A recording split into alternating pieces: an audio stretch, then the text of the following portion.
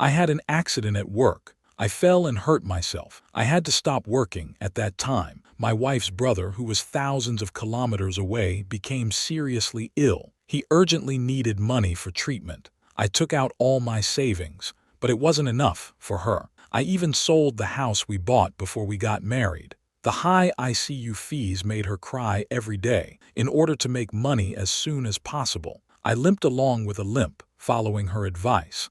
I started dancing as a male host on WeChat. I let go of my pride. I did those actions in the broadcast room that I hated. I interacted with others to solicit votes, just to keep those rich female fans. I danced live every day. My leg injury got worse and worse. Finally, I fainted due to an infection. But at that moment, I heard her talking to someone on the phone. She said, if I hadn't lied to him and told him Christopher was my younger brother and asked him to pay for Christopher's medical expenses, I would have divorced him and Christopher together. What a shame. It's disgusting. All day long, she dances those vulgar dances on the live broadcast. I don't even want to watch. I should have given him more sleeping pills. Let him fall to his death. I broke my leg falling downstairs. It was no accident at all. I let go of my dignity. I took the job she despises the most to make money, but it turned out to be paving the way for her and someone else's love. You deceived Ethan like this for Christopher.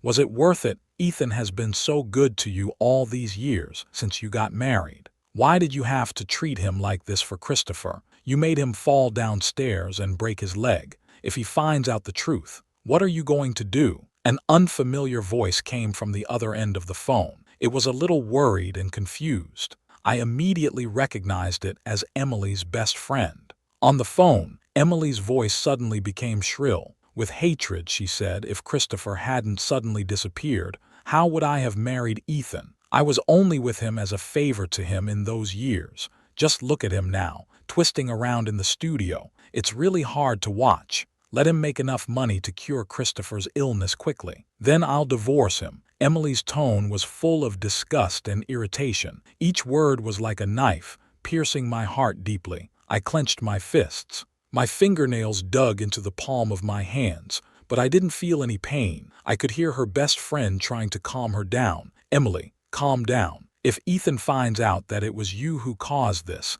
Emily's voice was getting more and more shrill. So what if he finds out? What can he do to me? He's just a cripple, a useless man. If it weren't for Christopher, I would have divorced him a long time ago. His life is a burden. Emily's voice suddenly became quieter. I couldn't hear the rest of what she said, but my mood had already reached rock bottom. I wanted to scream. I wanted to ask her why she had done this to me. I wanted to scream, but I couldn't make a sound. My throat felt like it was stuck. I was lying in my hospital bed. I had no strength left. Tears kept flowing down my face.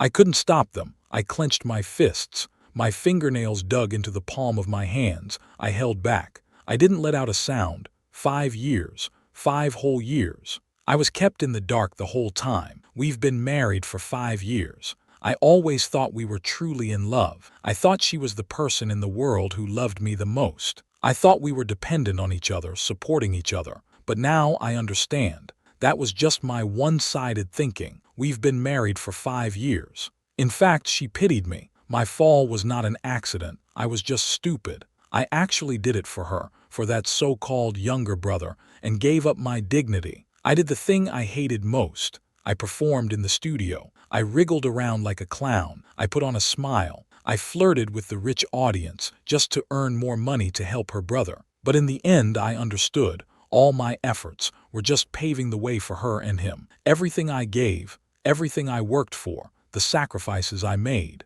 are now a joke because of my mood swings. The monitor's values rose rapidly. The shrill alarm sounded repeatedly in the ward. The sound brought the nurse over. It also reached Emily, who was on the phone outside the door. Emily quickly hung up. She walked quickly into the ward.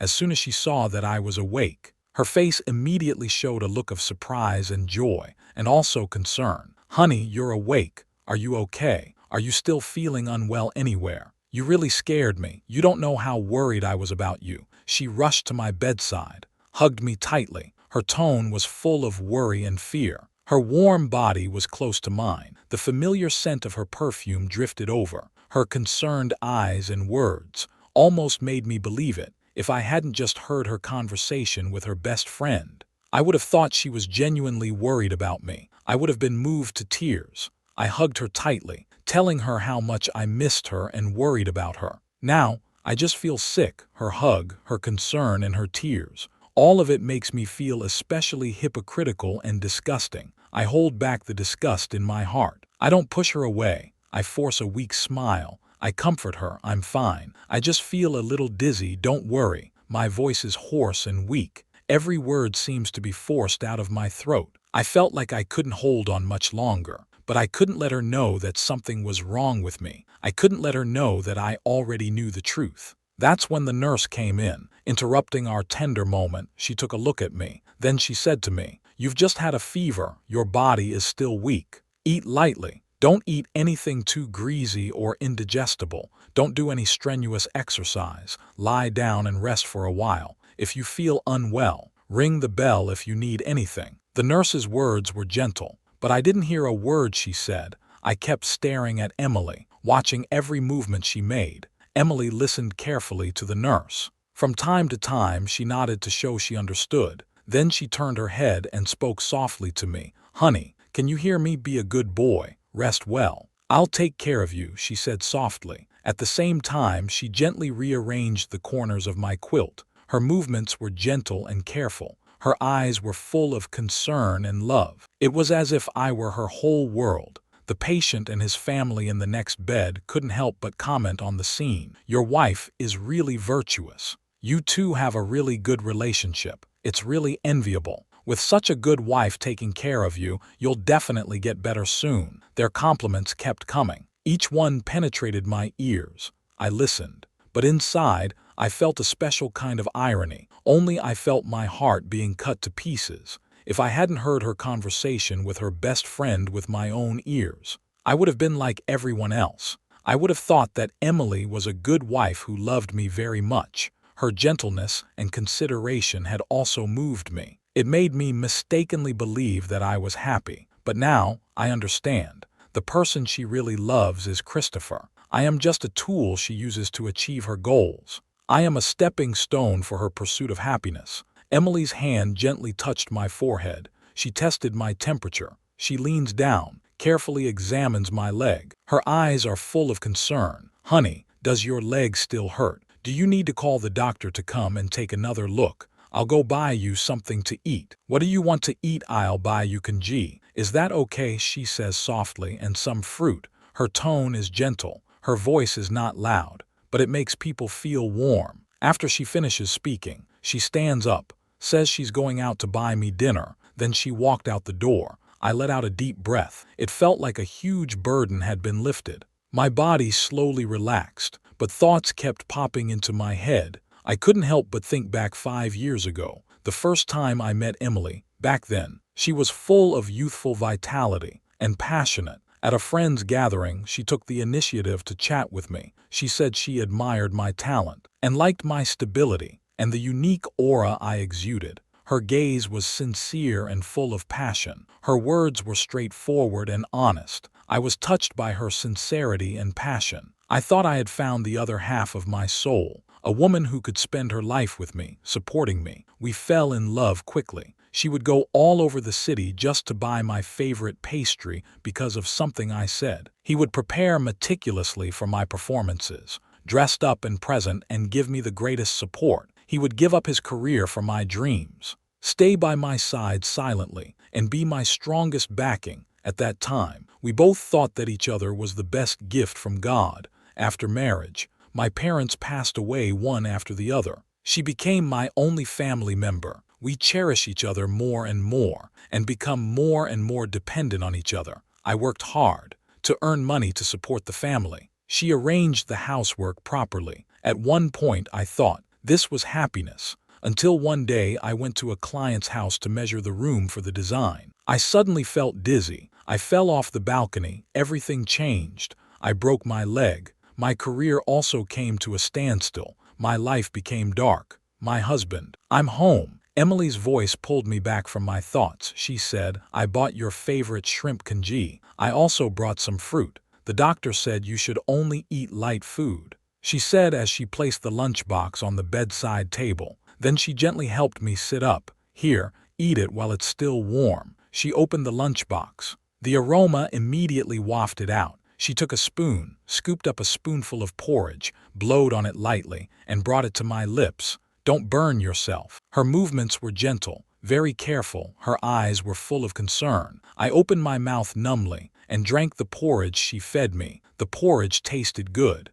but I couldn't taste it. "What did the doctor say?" I asked her, my throat dry. "The doctor said you're recovering well. You can go home in 2 days." I was especially happy. She hugged me excitedly. Her tone was full of joy. She was very happy, but I felt even colder. "Honey, I had someone pick up Christopher." She let go of me and continued, "He needs to go to the hospital for treatment tomorrow, and the medical expenses that follow." She didn't finish her sentence. She seemed hesitant, as if she was embarrassed to say it. I understood. I said in a flat tone, without looking at her. I just nodded. My silence made her feel more at ease. She said, "Honey, you're so good." She hugged me again. Her tone was full of gratitude. "I know you've always been good to my brother. I know you will definitely understand me." The half-brother she was talking about was actually her ex-boyfriend. For his sake, she even went so far as to hurt me. The day I was discharged from the hospital, she stayed with me the whole time and showed me great care and took extraordinary good care of me. I suppressed the disgust I felt in my heart and played along with her in putting on this show. We returned to that home that once was warm and sweet. Now it suffocated me. "Honey, you haven't broadcast live for a few days. Your fans are urging you. Why don't you broadcast for a while today?" Her tone was a little hopeful and a little urgent. She said, "I know you have difficulty walking. Just sit while you broadcast. Move only your upper body. Don't use your legs. Your fans will understand," she added, as if she was afraid I wouldn't agree. My heart suddenly tightened. So, this was the reason why she was so anxious for me to be discharged from the hospital. So, she took such good care of me because of this. She didn't really care about my health. She was only worried that I couldn't broadcast live, that I couldn't make her money, that her cash cow would collapse. I looked at her face. My heart ached. She was just an insatiable person, using me ruthlessly. I suppressed the anger in my heart and nodded. "Okay, I'll broadcast." I started broadcasting live. I hadn't been online for a few days. I found that many fans had left me messages. They urged me to dance. They urged me to update. They said that I looked good dancing, that I had a sweet smile, that I was full of sunshine. They felt that my dancing could give people strength, make people happy, give people hope. I read these messages. I was overwhelmed with emotion. In the past, I felt that the money I got from dirty deeds was actually valuable. In the past, I thought that the performances I did in public were really appreciated. In the past, I thought the world was full of Emily's hypocrisy and deceit. I never imagined there would be so much sincere concern and support. My eyes are a little wet. I take a deep breath and smile at the camera. "Thank you all. I'm back." I started the live broadcast. Sitting there, I dance, moving mainly my upper body, trying not to use my legs too much. Despite this, my legs still hurt a lot. I grit my teeth and bear the pain and keep dancing. At this time, Emily has already left the house. She had gone to pick up Christopher, to pick up her long-lost brother, to pick up the man she wanted to be with no matter what. I was in the live broadcast room listening to the support and praise of my fans. Gifts kept appearing on the screen, but my heart felt cold. At that moment, ding-dong, a sound rang out. Emily's phone rang. She was in a hurry to leave. As a result, she forgot her phone at home. I picked up the phone. I wanted to see who was calling. The screen lit up. It displayed the incoming call screen. I subconsciously tried my birthday. To unlock it, it wasn't right. I tried her birthday. It wasn't right either. I tried the anniversary of our marriage. It still wasn't right. My heart suddenly tightened. I had a bad feeling. My hand trembled as I entered Christopher's birthday. Click. The phone screen lit up. I stared at it, the top of the WeChat chat box. The profile picture was a side shot of a man. The note read, "Brother, I opened the chat box habitually. The screen was full of explicit conversations and bold photos. It all appeared before my eyes at once. Dear, have you missed me? I miss you so much. When can you come and keep me company? As soon as I get the money, I'll come and keep you company. I really want to hug you, kiss you. Me too, be good. Wait for me. My stomach churned. I felt sick to my stomach. I couldn't hold it in any longer. I quickly closed the live broadcast. I ran into the bathroom. I vomited. I leaned over the toilet. I vomited heavily. Everything in my stomach came out, even my bile. When you're extremely sad, you really can vomit. At that moment, my phone rang. I answered the call from an unfamiliar number. The person on the other end of the line said, "Honey, it's me." Emily said, "I don't have my phone with me. Have someone bring it to me. Christopher is already here. I have to stay at the hospital with him for a few days. Transfer another 500,000 yuan for the hospital bill." She sounded anxious, but she spoke with authority. I steeled myself and promised her, "Okay, I'll have someone bring it to you. I'll transfer the money for the hospital bill right away." After that, I hung up the phone. I immediately called a messenger service. Emily's phone was delivered to the hospital. I only transferred 50,000 yuan to her because the bank card has a limit. So I will transfer the rest of the money to you the day after tomorrow. This is the last thing I will do for her. The next day, Emily called again. "Honey," she shouted very loudly, very emotional. "There is good news. You are going to be a father." My heart suddenly accelerated. I'm going to be a father. What should I do? How do I face this child? How do I face Emily? My mind is in a mess. I can't even care about the injury on my leg. I hurriedly take a taxi. I rush to the hospital where Christopher is staying. I walk to the door of the ward. Before I push the door, I hear someone talking inside. "Emily, you told him you're pregnant. I feel so bad." Christopher's voice is full of grievances and unwillingness. "If I don't say I'm pregnant with his child, how can I give birth to our child?" Emily hugged him tightly. Her voice was soft but firm. "I will definitely make him pay for your treatment in case something goes wrong. This child is the only thing you have left for me to care about." My head went numb. The child is not mine, so it turns out everything was a lie. She chose to deceive me again. The doctor shouted at the door, "Emily, it's time to pay the hospital bill." After I heard that, I quickly hid. I didn't want to see her. I didn't know how to see her, but Christopher saw me. He pointed at me and shouted, "You heard it all. She really loves me. She's going to give birth to my child.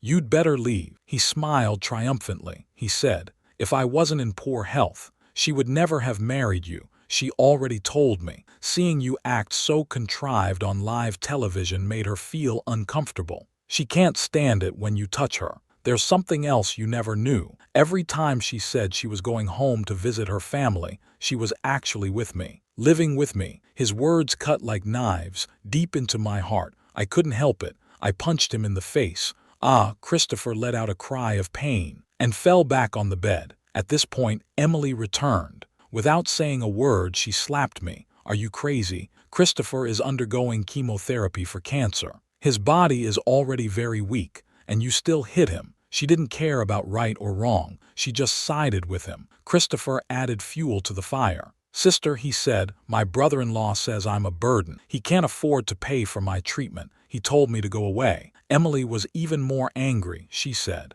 "Ethan, Christopher is my brother. Even if you don't care about me, you should think about our unborn child. Save the child's uncle." I laughed. "Uncle? Is it really uncle or is it dad?" "Emily, dare you say it?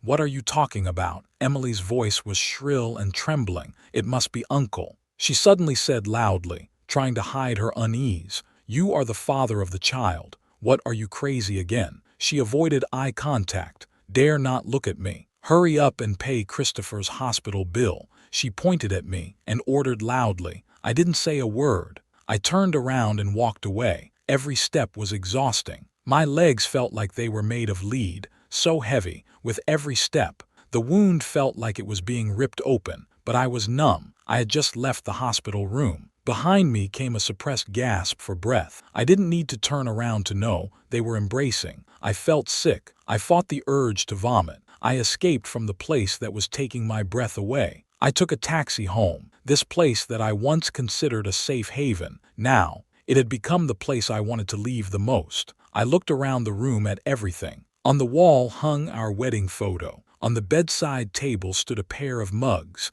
In the closet were matching pajamas. I had chosen all of these with care. But now, they have become a joke. I started to smash things. Everything I bought I smashed to pieces. The wedding photo I tore into pieces. The couple mugs I smashed to smithereens. The pajamas I cut into rags. I was like a wounded beast. I smashed everything like crazy. I vented my inner anger and despair. This is a rented house. In order to treat Christopher, I spent all my money in the end. I even sold the house. I'd like to see how Emily would react if I didn't pay a single penny. How long would she last? I don't really own much. Very little, in fact. I've always been thrifty. I've never wasted money. The things I've bought are all for my lap dance. Shirts, suits, ties, scarves, vests. At the moment I stare at these clothes and felt sick to my stomach. They were like labels, stuck on me, mocking my ignorance and lowly status.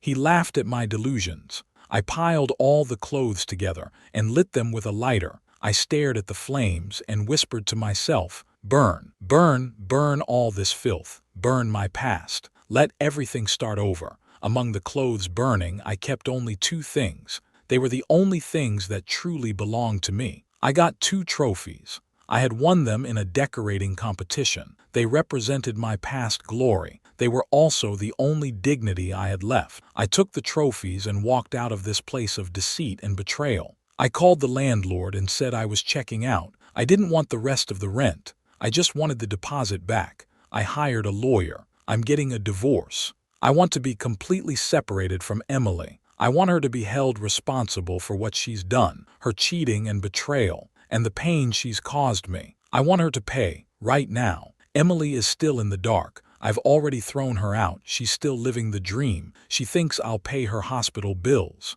She's imagining a happy life with Christopher. The hospital keeps asking her to pay the bill. She doesn't care at all. She thinks to herself, Ethan really isn't going to pay for me. Is he? Christopher lies in bed. He asks weakly. His tone is tinged with anxiety and unease. I might as well just die, he says, feigning despair. Emily can't bear to see her beloved man suffer. Don't worry, he listens to me, she says firmly. I'll insist that the baby is his. He won't be able to deny it, she said firmly. There was no room for negotiation. I'll go home and find him right away, she finished, and left the hospital immediately. She called me. My phone was switched off. She sent a WeChat message, but it was blocked. She felt that I was angry, thinking about going home and saying a few kind words. I would listen to her as I had in the past. She gave a smug smile, thinking she has everything under control. She drives fast, rushes home, arrives at the door. She notices that the code for the door lock has been changed. She freezes, stares wide-eyed, beats on the door. Ethan, open the door, come out here. Do you hear me? Her voice is hoarse, full of anger. Who is it? It's too noisy. A gruff voice comes from inside the door. As soon as the door opened, a large, bald man stood in the doorway. He looked Emily up and down. His eyes were full of contempt. He asked, "Who are you? What do you want? Why are you knocking on my door?" Emily froze. She shouted angrily, "This is my house. How dare you be here? I'm calling the police." The bald man laughed. "Your house, my dear. Are you trying to be my lover? You've got a nice figure. Let's hear you scream." He shamelessly teased Emily. Emily couldn't stand it anymore. She had always been well taken care of. She had never been treated like this before. She raised her hand and slapped the bald man. Pop! The sound of the slap echoed in the hallway. The bald man was stunned. He didn't expect it. How dare this woman hit him? The smile on his face disappeared instantly. Instead, he had a fierce and angry expression. "How dare you hit me?" he shouted, pounced at Emily, fists and feet. "Ah, help!" Emily was knocked to the ground, crumpled into a ball. She screamed loudly, but no one paid any attention. No one offered any help. She could only watch helplessly. Watch the man, frenetically punching and kicking her. She was covered in bruises. She almost lost consciousness. "You dare to call the police?" Without asking around. I, bald man, am not someone to be trifled with. The bald man gave a vicious smile. He took out a rental contract from his pocket. Take a good look. This is the house I rented. You are the person who used to live here, right? What, still not leaving? Emily was completely stunned. Her hands trembled. She pulled out her phone. She called the landlord. Hello, landlord. What's going on with my house? Why is someone living in it? On the phone, the landlord sounded impatient. Miss Emily, why are you asking me? Your husband already returned the house. I returned the deposit to him. Your business, don't come to me. The phone hung up with a pop. Emily felt like she had been struck by lightning. She collapsed to the ground. She screamed like a mad woman. Ethan, you scoundrel, you'll pay for this. Why did you do this to me? She was hoarse. Her words were full of resentment and despair. No matter how she cried and cursed, it couldn't change the cruel truth. She had been completely abandoned by me. I no longer answered her calls. I don't even look at her anymore. I moved to a new place. It's a simple rented room, although the conditions are much worse. But here I'm the only one. It's quiet and free. I started live streaming. I saw the familiar ID and avatar. Everyone rushed into the live room at once. Someone shouted, "Host, you're finally back. We were worried sick. Are you okay?" I tried to smile and said into the camera, "Thank you all for your concern. I'm fine. I've just had some recent problems." I paused for a moment. Then I continued, "I'll finish broadcasting for the next 2 days. After that, I probably won't be doing it anymore. I'm going to change careers and become a home decorator. If anyone needs help, you can contact me. I'll give you a discount." The chat window suddenly became lively. "What's going on? The host isn't going to broadcast anymore. Why? We don't want you to leave. Host, don't go." Looking at the screen full of messages of farewell, I felt a surge of warmth in my heart. I understand. These fans really like me. But I have to start over. Thank you all for your support. But I've already made up my mind. I hope you can understand. I took a deep breath, facing the camera. I bowed deeply. I know. Emily returned to the hospital with injuries. Christopher saw her like this. His heart sank. He asked, "Emily, are you okay?" "Who bullied you?" he asked with pretended concern. Emily said angrily, "It's all Ethan's fault. He lied to me, and he gave back the house. I have nowhere to live now." As she spoke, her voice was full of anger and grievance. Christopher's eyes quietly flashed with a cold light. At the same time, he was comforting Emily. "Don't worry, I'm here. I'll protect you." Emily thought about what she was going to do next. The doctor is here again to collect the hospital bill. Emily's face changed. She suddenly turned pale. She had no money left. I have no money," she stuttered. The doctor frowned. "No money? How can you stay in the hospital without money? Pay up. If you don't pay, you have to go." Emily completely broke down. She took out the rest of the money and rented a simple cabin next to the hospital. They settled Christopher, who was sick, in the cabin. She had no choice. She had to look for hope online. She posted a message online. I put a video of myself dancing as the cover photo. I also wrote a caption. "Ethan is such a scumbag. He doesn't care about his wife and child dying. He goes after rich women for dancing. He even kicked his wife out of the house." This post immediately went viral online. A large number of netizens rushed into my live broadcast room. They started to curse me. "You're a bad guy. Hurry up and disappear. This is outrageous. It's hopeless. I'll leave the live streaming world." The vicious attacks on the internet came at me like a flood. I have limited mobility. My health is not good. I don't go out much anyway. Now with this situation, I have to go out less. I know. If I go out now, I will definitely be scolded by those angry netizens. I picked up my phone. I looked at the screen full of accusations, but I felt extraordinarily calm. I'm glad I prepared myself in advance. Otherwise, I might have been completely crushed by this online violence. I hired a lawyer. I started to organize and collect evidence. I decided to fight back. Emily must be punished. At this time, Emily was still having her beautiful dreams. "Honey, don't worry. He will definitely be blamed. He must give me money to raise the child." She leaned against Christopher's arms and said firmly. Her face was full of a smug smile. She felt sure of herself. Since Emily had no money, Christopher's attitude towards her had noticeably cooled. He lay in the simple rented room. His condition was getting worse. He became anxious, irritable, and short-tempered. "Emily, can you get the money or not? I can't delay any longer. If I don't hurry, I'll be dead," he shouted at Emily. His voice was hoarse. It revealed deep despair. Emily looked at him. With mixed feelings, she understood. Christopher was growing impatient with her. She had to get the money quickly. Otherwise, it would be bad. She would lose Christopher and everything she cared about most. Emily began her campaign again. This time, she went even further. They not only spread more negative news about me on various platforms, but also deliberately exaggerated the facts, fabricating many charges that simply did not exist. She encouraged netizens to conduct a human search on me. At the same time, she started live streaming. In front of the camera, she was not wearing any makeup. Her hair was messy. Her eyes were red and swollen. It looked like she had suffered a lot. She looked especially pitiful. She told her family, "I can't hold on anymore. My husband, he abandoned me and the kids. He even kicked me out of the house. I have nothing now. I can't even afford to eat." She cried bitterly on the live stream. Her tears just kept flowing. She hoped that this would arouse the sympathy of netizens. Some netizens didn't know the full story, so they started speaking up for her. They left messages to comfort her. Some even sent her gifts directly. Emily saw this and secretly felt happy. She understood. Her goal had been achieved. She continued to perform enthusiastically. "I know. My husband has recently become obsessed with dancing. He ignores our family for those rich women, even neglecting his family. But I really can't leave him. I still have children. I can't let them lose their father." After drawing public attention, she began to try to sell products. "Dear family members, to thank you for your support, I'll recommend a good product. This product, I've been using it before, and the results are very good. You can buy it with confidence." But this time was different. Netizens did not approve. They responded, "You should just look after yourself.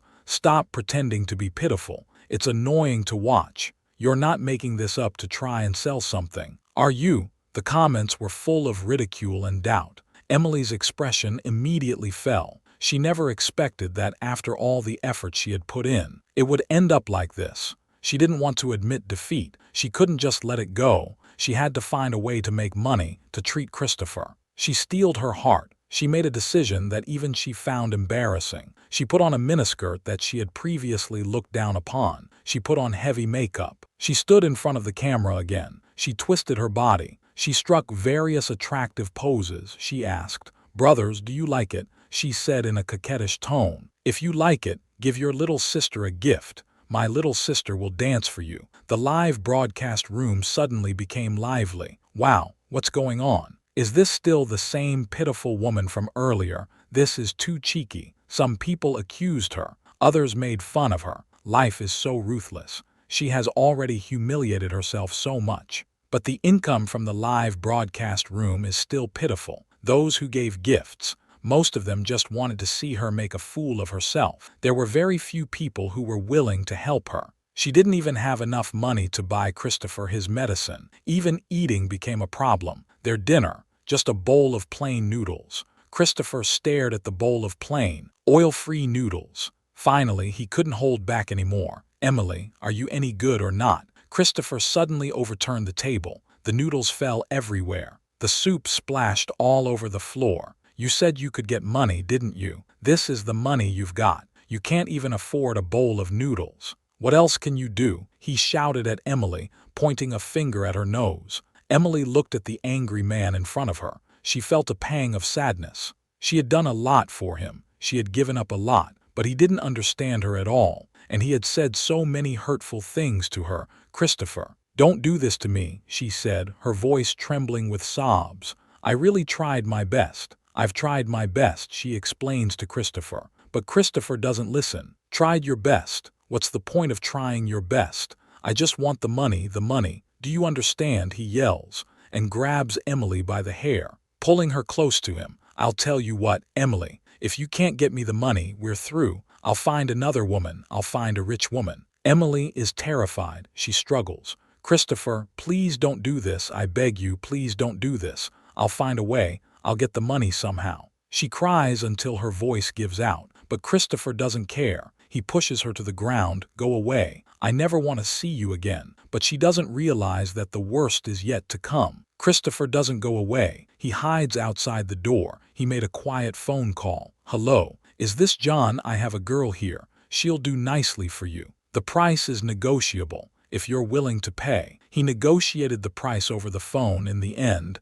Emily was sold for a price that broke her heart. Once the phone call was over, Christopher's face broke into a cold smile. He walked into the room. His face had a gentle expression. He said to Emily, "I'm sorry, I was too impulsive just now." He came to Emily's side, carefully helped her up. "I shouldn't have lost my temper with you. It's all my fault. Can you forgive me?" She threw her arms around Christopher, hugging him tightly. "Christopher, I don't blame you. I really don't, as long as you're by my side. I'm not afraid of anything." Christopher patted her back gently. "Silly, how could I ever leave you? I will never leave you," he said, while taking a bottle of water out of his pocket. "Emily, are you thirsty?" He opened the bottle and held it to Emily's mouth. Emily didn't think twice and took the bottle and drank it in one gulp. After a while, she felt dizzy. "Christopher, what's wrong with me?" She looked at Christopher with confusion and said weakly, "Emily, I have a surprise for you. You'll like it," he said while helping Emily lie down on the bed. Then he left the room. He closed the door behind him. Before long, several men entered the room. They laughed as they rushed towards Emily, who was lying unconscious on the bed. When Emily woke up, she found herself still lying on the cold bed. Her body was covered in bruises. The bed sheet was red with blood. It was terrifying to look at. Emily panicked. She immediately dialed 120. Later, she called Christopher many times. But there was no answer at the other end of the line. Emily's mood hit rock bottom. When she arrived at the hospital, the doctor examined Emily. The results completely devastated Emily. The doctor told her it was because she had been subjected to severe shock last night. As a result, the fetus was gone. Emily heard the doctor's words. She was completely stunned. She never expected things to turn out like this. She had lost her child. After the operation, she took advantage of the doctor's inattention and quietly unplugged the infusion tube. Then, she got up from the hospital bed. Despite the pain, she staggered out of the hospital. When she returned to the new apartment she had rented with Christopher, she heard Christopher's voice before she even entered the door. "John, big brother, you were already asleep last night. When are you going to pay me the rest of the money?" Emily froze when she heard this. She finally realized that Christopher had arranged everything last night. It was Christopher who had sold her to those men. She had lost her child because of this. She could never be a mother again. She let out a grief-stricken roar. "Christopher, I want you dead." She went crazy and charged into the room, struggling with Christopher. Christopher continued to scold her. He said she was a bad person. He said, "You said you would make money for me. You just got laid. This is the reward I give you." Christopher picked up a beer bottle. He smashed it over Emily's head. Then, with a weak body, he walked away quickly. Emily's heart ached again. She regretted it. She regretted betraying me in the first place. She felt so stupid. She had been fooled by Christopher. She regretted even more what she had said about me online. She had falsely accused me. She finally understood. I was the one who truly loved her in the beginning. Unfortunately, it was already too late. She had completely lost me. Emily finished crying, wiped away her tears, took out her phone from her bag, sent a status update. "Ethan, I'm sorry. I was wrong. I shouldn't have betrayed you, nor should I have hurt you. I shouldn't have attacked you online, slandered you. It's all my fault. It's got nothing to do with you. I apologize to you, and to all the netizens I misled. I hope you can forgive me. I hope you can give me a chance to start again." It wasn't long before my divorce case went to court. In court, Emily didn't make a scene. She behaved calmly. She accepted all the terms quietly. When the judge asked her a question, she kept her head down, whispered, "I'm sorry." I stared at her. The once beautiful face was now completely exhausted. Her eyes were red and swollen. Her lips were cracked and dry. It was as if she hadn't slept in a long time, but I felt no sympathy for her. On the contrary, I felt disgusted. I turned and walked out of the courtroom without looking back. I completely left her and everything that was hers behind. I never wanted to see anything more to do with her. Later, my lawyer called me. It sounded a bit unexpected. Emily had called the police. She accused Christopher of abduction and sexual assault. She had evidence. There were traces of someone else's DNA inside her. It could be confirmed by a DNA test. The lawyer sounded hesitant. He said, Christopher and the others were arrested very quickly. The charges against them were very serious. I paused for a moment and asked, "Is Christopher okay?" He was very agitated. He kept shouting that he wanted to see you. And he said he hates you with a passion. The lawyer paused. I went to see him. The way he looks at you, it's like he wants to swallow you whole. I snorted. Let him hate. It doesn't matter anymore. The lawyer said. Emily also turned herself in. She said, the accident I had when I fell off the building wasn't an accident. She did it. This is the only way she can make amends for what she did. The lawyer relayed Emily's words. Her voice was very soft. I listened. My heart felt nothing. Make amends? No need. It's all over. All the hurt and betrayal. It's over. I turned on the TV again. This time, the person in the camera's view was no longer a scantily clad dancer. It was a man in a neat shirt. He was intently explaining some drawings. Hello, everyone. My name is Ethan. I'm a home designer who's starting over. I looked into the camera. I smiled for the first time in a long time. Today I want to talk to you about my views on interior design. I point to the carefully drawn design plan behind me and begin to explain in detail my profession, my career. I will take it back step by step, all of it. Those people and things from the past. Let them become history once and for all. My life. From now on, it's turning over a new leaf.